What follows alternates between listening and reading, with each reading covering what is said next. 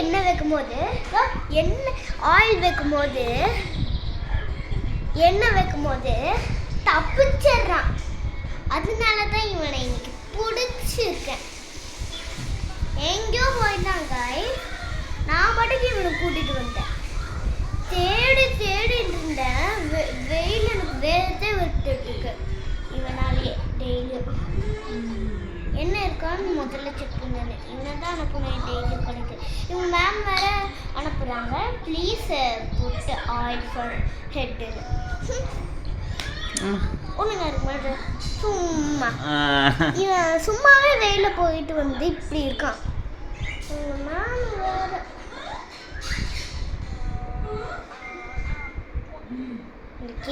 எனக்கு மொட்டை அடிக்கும்போது கூட ஒன்று தான் மொட்டை அடித்து வைப்பேன்.